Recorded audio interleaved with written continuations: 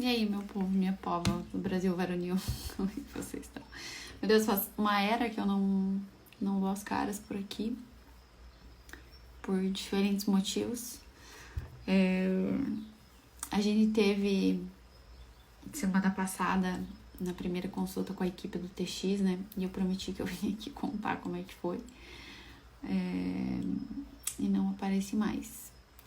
Vou falar pra vocês bem honestamente aqui, que eu acho que eu precisava de um tempo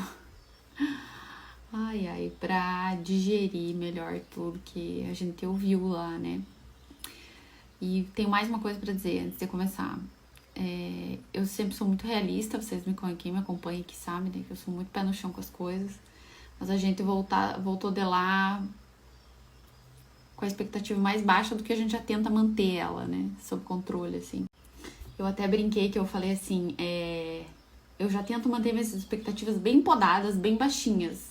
Mas eu voltei de Curitiba com elas rastejando, assim, né? Ainda mais diminuídas. Porque conseguiram podar mais um pouco minha expectativa, além do que eu mantenho ela muito baixa. Porque realmente, eu já sabia que o transplante, ele não é simples, né? A gente sabe que existe um preparo imenso, que tem uma série de coisas para acontecer, né?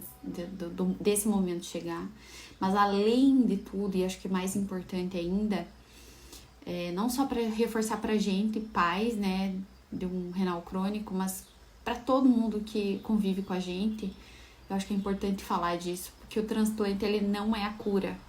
Uma vez renal crônico, para sempre renal crônico. Então, o transplante, ele nada mais é do que uma forma de tratar a doença e não a cura. Então, a IRC, ela não tem cura, né, gente? Só formas de tratar, e o transplante é considerado o tratamento ouro, né? Padrão ouro para quem é renal crônico, tá? A gente tinha alguns pontos que a gente acreditava que fossem possíveis, por exemplo, a questão do doador vivo, né? E a gente achou que isso fosse, de repente, uma melhor opção para esse momento, e a gente descobriu lá que não, né? Que o ideal é a gente fazer com um doador falecido, por causa da idade, do tamanho, de uma série de coisas que eu não vou esmiuçar aqui para vocês, mas resumindo a ópera, é isso, né? O ideal é que nesse momento de vida para ele seja o doador falecido, por uma série de motivos. Então, isso descarta a possibilidade nesse momento dos doadores vivos, né? Isso não quer dizer que mais tarde ele não vai precisar, muito provavelmente sim, mas que nesse momento é melhor essa opção. E aí, descartada a possibilidade do doador vivo nesse momento, nos resta, né, esperar por um doador falecido. Isso quer dizer o quê? Nós vamos ter que preparar o Benício para o transplante, o que já era esperado, já teria que acontecer de qualquer maneira. E aí sim, ele ser listado para transplante, né? Para ele tá lá oficialmente, né, esperando, aguardando o seu transplante renal. Mas, além dele ter os 10 quilos, que a gente tá muito perto, e eu acho que muito em breve a gente vai chegar lá, tem o peso é um dos critérios para ele ser transplantado, existem alguns outros. E esses outros que é o porém, e que eu sinceramente achei que a gente tava mais na frente, assim, e eu descobri lá que não, a gente tem uma série de coisas para fazer antes desse momento, antes de listar ele. Para quem não sabe, a doença de base do Benício, né, foi uma má formação congênita do trato urinário. Então, lá na gestação, né, ele teve essa má formação do trato urinário. A gente não sabe se só na bexiga, se já era nos rins, no ureter e na bexiga, enfim. Mas a questão é que todo o trato urinário dele tem problemas, né? Teve a má formação, teve deformação, e aí, por exemplo, o Benício ficou muito tempo usando vasectomia, não fazia xixi pelo pipi.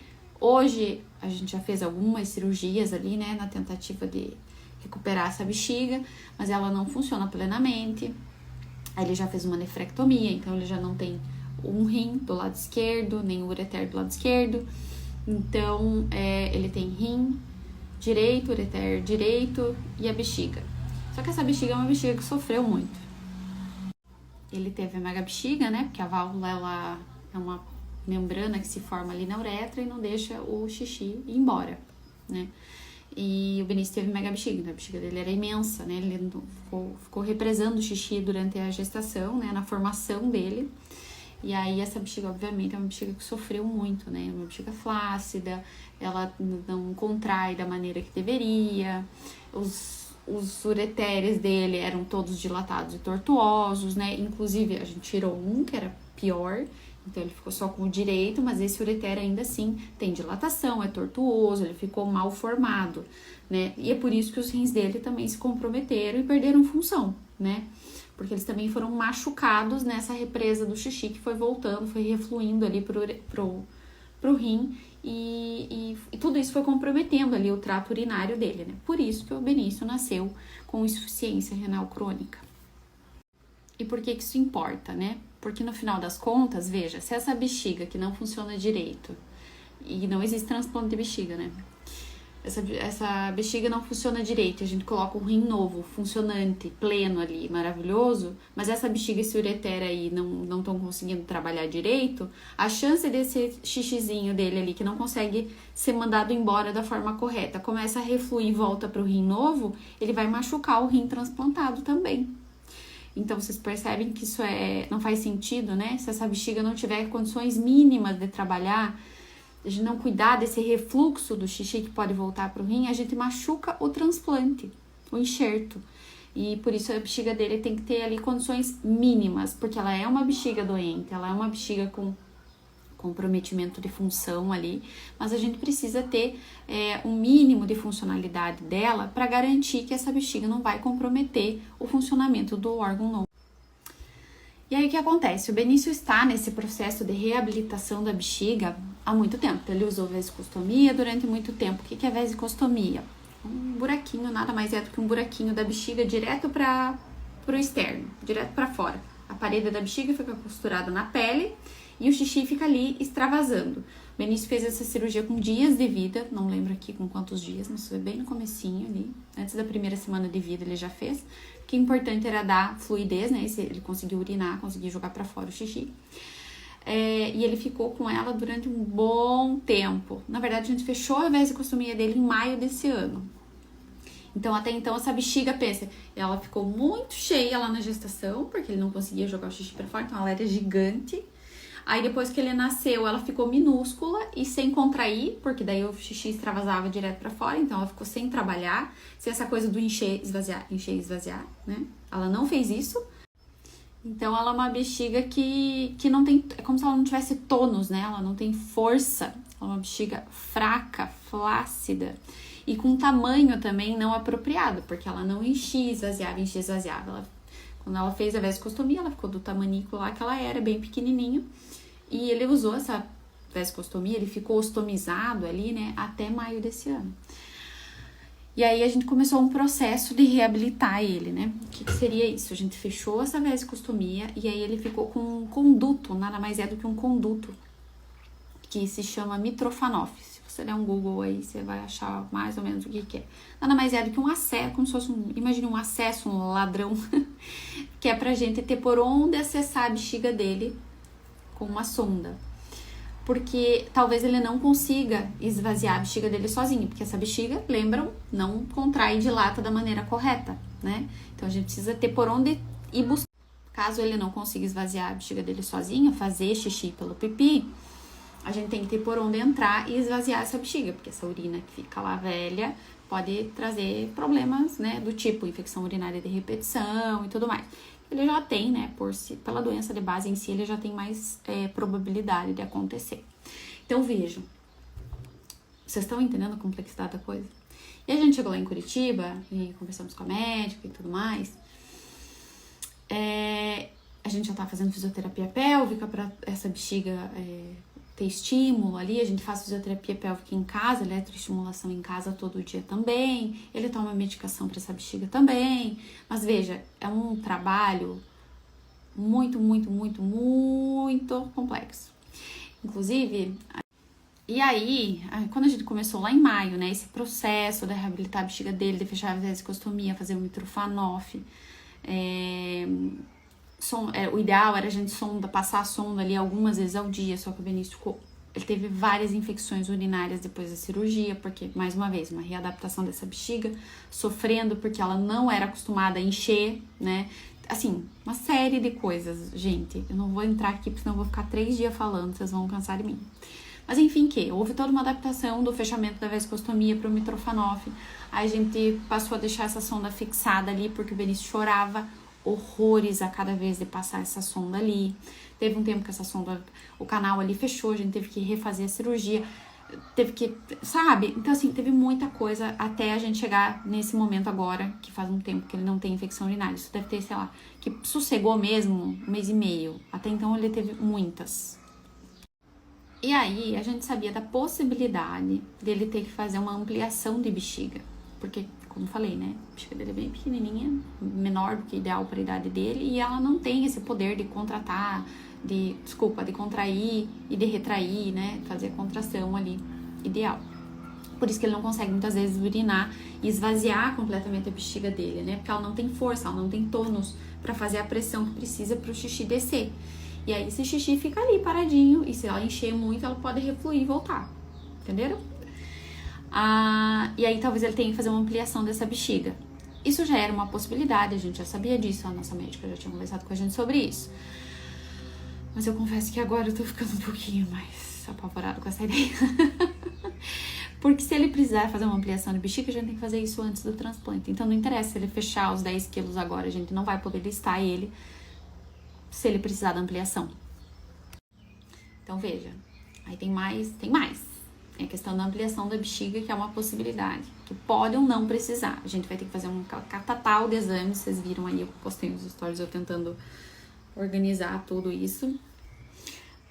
Então a gente vai ter que fazer um monte de exames, levar para a equipe de urologia do Hospital Pequeno Príncipe para eles avaliarem, para a médica dele aqui em Blumenau avaliar também, e a gente decidir qual caminho a gente vai seguir. Precisa ou não de ampliação e tudo mais. E um outro ponto também que foi levantado, uma possibilidade, que óbvio vai ser discutido com a equipe, tem que chegar os exames, tem que ver os resultados, beriri bororó, tarararã, a possibilidade dele ter que fazer uma nefrectomia do outro rim, né, do direito. Ele já fez o do esquerdo, tem que fazer o do direito. Mas isso é uma possibilidade que vai ser discutida com a equipe, tem que fazer os exames, beriri bororó. Mas vejam, aí... Vejam, se chegar, né, dependendo da condição que tiver, dessa avaliação toda, dos exames e tal, daí a equipe do Hospital de Transplantes avalia com a equipe aqui de Blumenau, que cuida dele, todo mundo se junta, discute o assunto, o caso, como é que vai fazer, como é que não faz, o que é o ideal, o que não é. Se ele precisar de cirurgia, vejam, eu consegui marcar os exames dele para o final de janeiro. Até lá... São 2 meses e meio, praticamente, dezembro inteiro, janeiro inteiro, mais 15 dias de novembro. Então vocês percebam como as coisas não são bem assim. Aí vem os exames, a equipe avalia lá, consegui marcar com o pessoal lá de Curitiba também, discuto com a equipe aqui, a gente vai ter que rever a medicação, o antibiótico profilático que ele tá tomando hoje, mas eu nem vou entrar nesse detalhe aqui com vocês, mas é uma outra questão. E aí, a depender dessa conduta, se a gente troca a medicação e de repente o Benício começa a ter infecções urinárias de novo, a gente precisa remanejar, fazer a rotação desse antibiótico até um que funcione e que a gente possa levar ele para o transplante com essa medicação funcionando. Não vou entrar aqui no detalhe com vocês porque é muita coisa, tá, gente? Eu acho que nem faz sentido. E aí, se porventura, além disso, dessa troca do antibiótico, dele rodar esse antibiótico, ele ficar bem, não infectar, de repente a gente tem que fazer mais uma cirurgia ou 2 cirurgias no meio do caminho, ele se recuperar dessa cirurgia, ficar bem, estabilizar, organizar toda a casa novamente, para aí sim, quando tudo estiver redondo e lindo, ele poder ser listado pro transplante. E aí nós vamos esperar o rinzinho dele vir e a gente chegar no dia de transplantar o Benício. Então, e aí, assim, a gente sabia que não era um caminho simples, que não era uma coisa fácil, que não ia acontecer da noite pro dia, que tinha um processo envolvido ali. Mas a gente voltou de lá pensativo, assim, né? Porque, óbvio, a gente sabia que tinha, assim, é fácil, nunca foi, não ia ser agora que ia ser. Mas a gente não imaginou que teria tanta coisa até a gente conseguir listar ele finalmente, assim, sabe? Bate uma agonia, porque a gente sabe que a cada internação, a cada procedimento, a cada... Primeiro, o estresse por si só do momento ali, né? Do operar, de internar ele de novo, de pegar acesso, de fazer exame. Tem a questão dele ficar bem depois da cirurgia, né? Ele voltar a se restabelecer, ele acertar a medicação, as coisas rodarem, funcionar. Tudo isso leva um tempo. A gente tá desde maio ali, quando ele operou, e foi agora, um mês atrás, até o mês de setembro, outubro, acho que foi setembro, outubro já tava melhor. Pensa, desde maio até agora, né, pra gente conseguir fazer ele parar de ter infecção, parar de ter diarreia, parar de ter uma série de coisas que foram acontecendo uma atrás da outra. Agora que normalizou, ele voltou a ganhar peso. Então, assim, nunca é um caminho exatamente simples, né? Ele descompensa muito fácil, aí ele demora a engatar de novo. E por isso eu levei tanto tempo pra vir falar sobre isso aqui, porque não são notícias ruins, mas também não são notícias tipo um céu de brigadeiro, assim, né? Quer dizer que é possível, que vai acontecer, mas tem um caminho aí pra gente percorrer até chegar no grande dia. E quando esse dia chegar, o problema não acaba ali. Volto a dizer, transplante não é cura, é tratamento da doença. No pós-transplante, e eu nem vou entrar nesse detalhe aqui, vamos deixar para conversar isso quando o Benício estiver transplantado, né, gente?